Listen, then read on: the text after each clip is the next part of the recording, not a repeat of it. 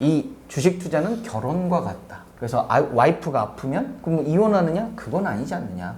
치료해주고 고쳐서 평생을 같이 살아야 되는 거 아니냐라고 얘기했더니 이말년 스님이 이런 말씀을 했어요. 근데 왜 팔아요?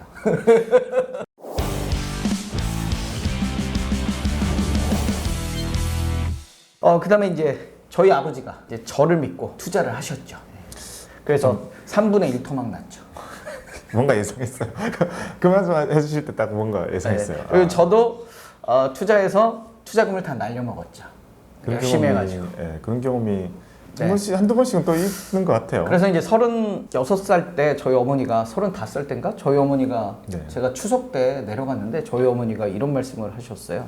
너는 뭘 잘하니? 근데 정말 이렇게 방바닥을 이렇게 닦으시면서 네. 무심한 듯, 야 근데 너는 여의도에서 직장생활 하는데 뭘 잘하냐? 그러시는 거예요. 근데 그게 무슨 의미인지를 처음에 몰랐어요. 네. 그래서 아니 어머니 그게 무슨 의미예요? 그랬더니 야 빵 만드는 사람은 빵을 잘 만들고 구두를 잘 만드는 사람은 구두를 잘 만드는데 넌 뭘 잘하니? 근데 제가 이제 한 7, 8년 직장 생활을 했는데 네. 그리고 동기들보다 승진을 제일 먼저 했어요. 2년 빨리. 그래서 생각을 해보니까 내가 네. 아부를 잘하더라고. 너 반전이잖아요. 최고의 기술은 내가 아부더라고. 네. 그러니까 뭐 엄청나게 지문이 없어. 막 아부를 너무 잘하고 네. 그 다음에 시키지 않았는데 야근을 밥 먹듯이 하고 새벽 3시면 일어나서 이렇게 모니터에서 이렇게 페이퍼를 쓰고 있고 그런 거예요. 그래서 야 내가 이렇게 어떤 나의 스킬은 아부밖에 없구나. 그래서 이 깊은 고민이 그때 드는 거예요. 내가 어떤 전문가나 이 평생을 먹고 살 기술이 아니라 너무 사람에게 잘 보이기 위해서 열심히 사는구나. 내실은 없구나. 그러니까 내가 몸이 축나고 있고 네. 그다음에 술자리는 빠지지 않고 가서 네. 막 한 잔 기울이고 삼겹살을 구면서 그렇게 이제 인간관계 중심으로 살다 보니까 내가 나에 대한 어떤 투자 네. 나에 대한 것들은 하나도 안 하고 있구나. 그런데 생각을 해보니 다른 사람들이 나한테 물어보는 게 야 주식 뭐 사야 돼? 투자 뭐 해야 돼? 라는 질문들을 너무 많이 하는데 나는 대답이 뭐냐면 내가 너무 바빠가지고 잘 몰라. 이런 생각을 하는 거예요. 근데 이제 그 추석이 끝나고 저희 집으로 이렇게 서울의 집으로 올라오는데 네. 갑자기 그런 생각이 드는 거예요. 내가 집을 샀는데 반토막이 났네? 그러니까 아파트를 샀는데 반토막이 났어요, 아파트가. 그러니까 지금까지 주식을 해서 다 날려먹고 네. 아파트를 샀는데 반토막이 나고 왜 그럴까? 그랬더니 내가 부지런하다는 이유만으로. 그러니까 회사 생활에 올인을 하다 보니까 나는 이렇게 사는 거예요, 이렇게. 네. 경마장의 말처럼. 네. 여러 가지 경우의 수들을 안 보고 우물안, 우리 회사 아니라는 우물안에서만 나는 최고인 듯 산 거죠. 그래서 이걸 한번 제껴봤어요. 네. 그래서 이제 36살 때부터 제꼈는데, 이렇게 제꼈는데, 이제 뭘 해야 될지 모르는 거예요. 그러니까 개구리가 우물 밖으로 나왔어, 드디어. 네. 근데 이제 너무 넓어, 세상에. 난 뭘 해야 되지? 이럴 때 내가 박꼬미 투자법이 있었으면 내가 바로 이렇게 금방 내가 굉장한 전문가가 됐을 텐데 방법은 없고 그래서 무작정 서점에 갔죠. 네. 서점에 가서 한 1년에 한 100권 이상의 책을 읽은 것 같아요. 한 1년 투자 동안. 관련 책을요? 네, 저한테는 인문학 서적은 사치다. 내가 지금 저 아파트도 반토막 내고 개인연금 해지해갖고 한 2천여만 원 주식 투자했는데 다 날려버리고 아버지는 투자했는데 3분의 1 토막 나고 나는 지금 바쁘다는 이유로 새벽 3시에 일어나서 일은 열심히 하고 회사에 에이스라는 말 듣고 고마운데 도대체 난 뭘 하고 산 거냐. 그래서 이제 그때부터 열심히 네. 책을 읽고 아침 저녁으로 맨날 신문 기사 리뷰를 하고 그러고 한 1년이 되니까 네. 이제 내가 똑똑해지더라고요. 그러니까 그전에는 담 쌓고 살았어. 첫 번째는 네. 너무 귀찮아. 집에 가면 너무 몸도 힘들고 맨날 술자리 가서 술 먹고 뭐 하고 하는데 내가 그렇게 집에 가서 할 시간이 어딨어. 그리고 새벽 3시에 일어나서 페이퍼를 쓰는데 그걸 리뷰할 시간이 어딨어. 그러다 보니까 너무 등한시했는데 이제는 그렇게 하면 안 되겠다. 그래서 열심히 했고 그 결과 이제 오늘까지 오게 되지 않았나. 우리 박 선생님도 지금 제가 알기로는 증권사 출신인데 이렇게 유명 유튜버 인싸가 되신 데는 굉장한 노력을 하고 어떤 모티베이션이 있었을 거 아니에요? 되게 비슷한 스토리가 좀 있는 것 같아요. 그래요? 네. 우리는 헤어질 수가 없네요.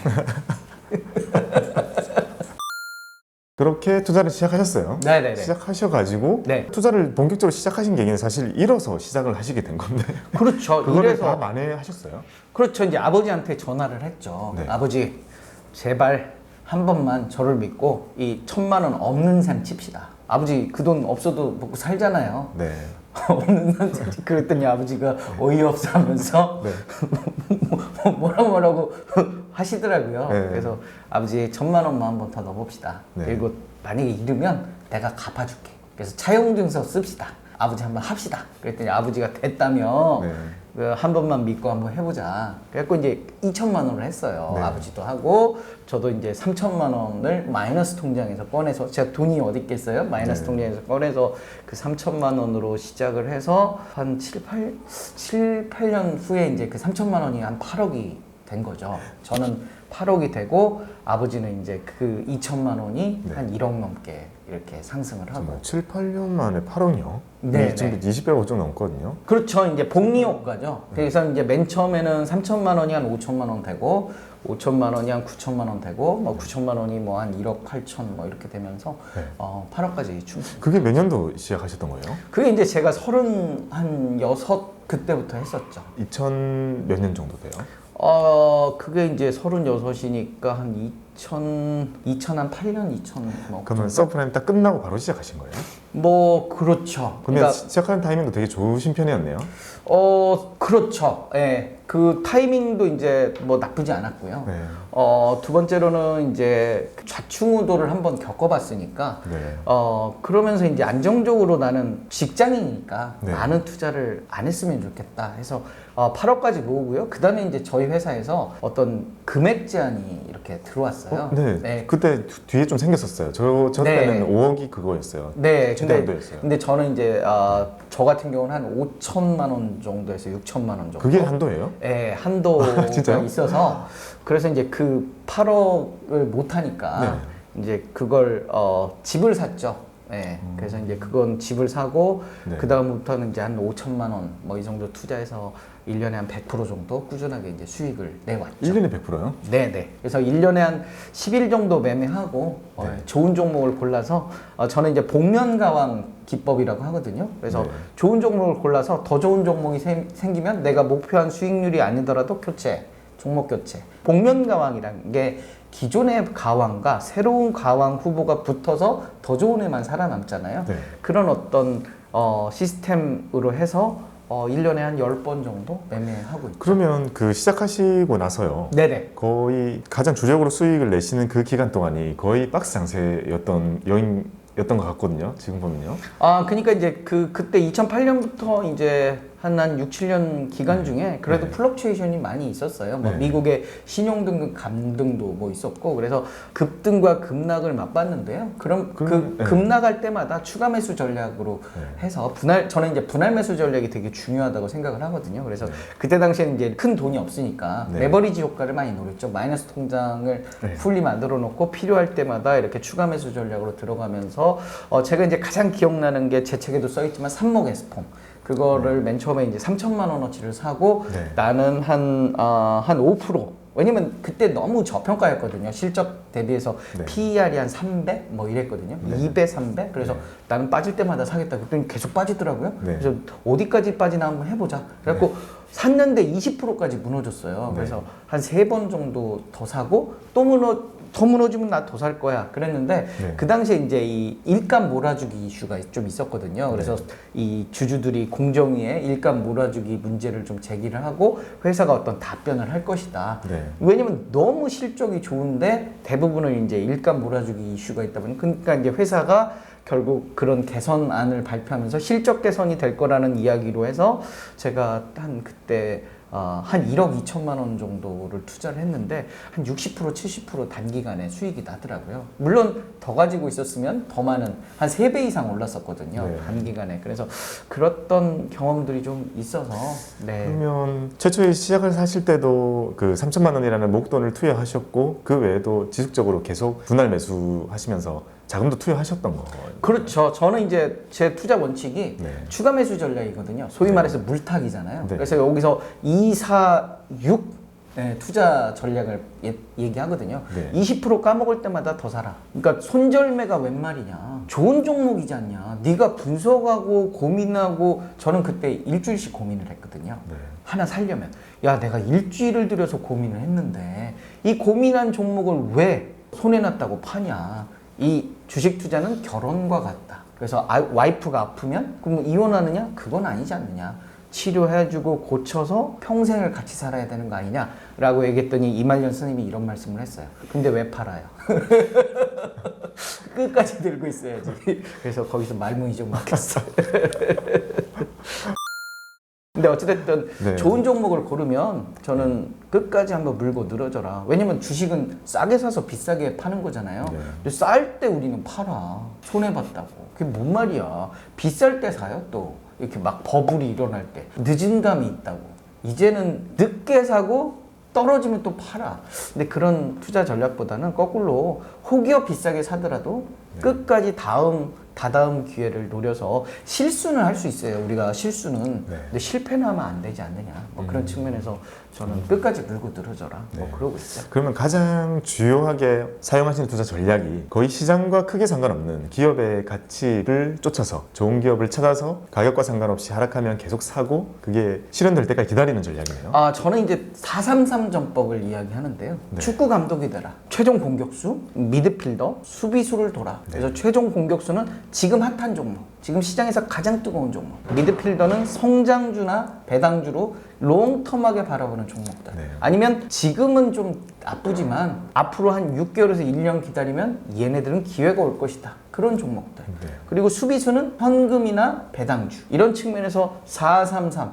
그러니까 강세장에서는 공격수가 40%일 거고 반대로 이 약세장에서는 수비수가 40%나 50%가 될 거예요. 그래서 그렇게 자기가 비중을 조절하면서 네. 투자하는 전략을 하면 어떻게 하느냐. 그러면 강세장의 뜨거운 종목은 버블이냐? 약간 버블일 수 있어요. 하지만 얘는 짧은 호흡으로 가져가는 거고 이 미드필더지는 롱텀하게 가져가되 실적이 좀 좋고 저평가되어 있는 기업들. 그리고 혹시 모를 내 실패에 있기 때문에 현금을 많이 가져가라. 그래서 최근 들어서 이제 4월, 5월 지금 이 시점에서 5월 달에 공매도 이슈도 좀 있고 네. 인플레이션 우려감하고 금리 인상, 미국발 장기 국채 금리 인상 이런 부분들이 있기 때문에 그런 리스크 불안감이 있으면 현금을 좀 지금은 보유하는 그래서 약간 방어적인 투자 전략도 네. 나쁘지 않겠다. 그래서 그럼 미드필더진을 뭘 가질 거냐? 그러면 이제 최근 들어서 리서치 센터장들이 경기 민감주 얘기들을 많이 하거든요. 그래서 경기 민감주들을 뭐 미드필더진에 하고 공격진들은 예를 들면 뭐 지금 건설 이슈들이 상당히 뜨겁잖아요. 네. 그런 시장에 뜨거운 관심을 받는 종목들을 최종 공격수로 두고 짧게 끊어가고 길게 가져가면서 이 손해 볼 때마다 현금이 커버해주는 이런 투자 전략이 어떻겠느냐라는 측면에서 저는 말씀을 많이 드려요. 그러니까 246, 433. 그게 은근히 네. 그런 걸 필요로 하시는 분들이 되게 많아요. 진짜게 현실적인 어디에 투자해야 될지 막연한 것보다요. 네네. 그 투자 방법론적인 거 있잖아요. 네네네. 거기에 대한 나름의 연구와 결과 네네. 같은 게 이렇게 공식화되어 있으시네요. 네. 그래서 제가 이제 예능 유튜브들을 많이 나가다 보니까 짧은 시간 안에 빨리 이 짤을 만들어야 되잖아요. 그러다 보니까 246, 333, 433으로 만들게 된 거죠. 433, 네. 보자. 네, 433이죠. 네, 제가 저 젊었을 때 음악다방 DJ도 하고 뭐 네. 이래서 그런 부분들은 좀 재밌게 많이 만들어요. 네. 저는 이제 저희 버킷리스트가 있거든요. 버킷리스트 1번은 트롯 싱글을 내는 거예요. 그래서 트롯 싱글요? 네, 그래서 한 4, 5년 후에 제가 서산 꽃게 축제에서 만나 뵙는 그날까지 전국 노래자랑에 한번 제가 송희 선생님과 함께 트롯 싱글을 내는 그날까지. 근데 트롯은 지금 내야 되지 않을까요? 지금 아직 제가 영탁 선생님을 못 뵀어요. 영탁 선생님께 빨리 곡을 하나 받아야 되는데 영탁 선생님 이 유튜브 보시면 연락 주시기 바라겠습니다. 네. 그러면 많은 투자 중에서 네. 주식에 대해서 지금 가장 많이 말씀을 해주실 것 같은데요. 네네네. 진짜 초보 투자자분들이 네네. 지금 많은 분들이 주식을 투자하시는 거를 시작하는 데 있어서요. 네네. 정말 혼란스러워하시거든요. 맞아요. 네. 어렵죠. 네. 지수가 왜냐면 높으니까. 우리가 그동안 책에서 배웠던 내용들은 거의 네. 다 기업의 가치에 기반한 네네. 저평가 종목을 찾아서 가치 투자를 하는 거를 책에서 다 배우잖아요. 네네. 근데 지금 시장이 막상 살려고 딱 봤더니 우리가 흔히 보고 듣고 하는 것들이 다 밸류가 상당하잖아요. 네네네. 그러니까 이게 대비가 안 되니까 이걸 네네. 사도 되는지 안 되는지에 대한 걱정을 정말 많이 하시거든요. 네네. 어떻게 생각하세요? 일단 변동성 장세가 최근 들어서 트렌드잖아요. 2월부터 국민연금도 이제 포트폴리오로 바꾸고 있고 글로벌 포트폴리오 자산도 많이 바뀌고 있는데요. 이 작년 같은 경우는 우리가 유동성 장세라고 볼 수 있을 것 같아요. 미국의 어떤 달러를 막 풀면서 양적 완화를 하면서 뭐 이 일을 안 해도 실업수당을 월 300씩 주면서 이런 유동성으로 경제를 버텼다라고 하면 이제는 이제 코로나 백신이 맞아가면서 실적 장세로 바뀌는 그런 한 해가 되지 않을까 싶어요. 그래서 네. 실적 개선이 되는 기업들을 좀 주목해보자라고 이야기를 드리고요. 지금 이제 실적 발표들이 계속 나오면서 네. 코스닥 상장 기업들의 한 7% 정도는 상장 폐지될 우려가 있다라는 이야기들도 많거든요. 그래서 전체의 7%요? 네네. 코스닥 상장 기업의 한 7% 정도는 상장 폐지될 우려가 있다라는 최근에 기사들이 많이 나오고 코스닥 있어요. 종목이 1,600개 되잖아요. 네네네. 7%면 지금 그렇죠. 몇백 개는 되네요. 아니요, 7%면 한 80개 7, 80개. 되겠죠? 네네. 그래서 그런 종목들이 많기 때문에 실적이 개선되는 그리고 실적이 안정적인 되는 기업들을 찾는 게 제일 중요할 것 같고요.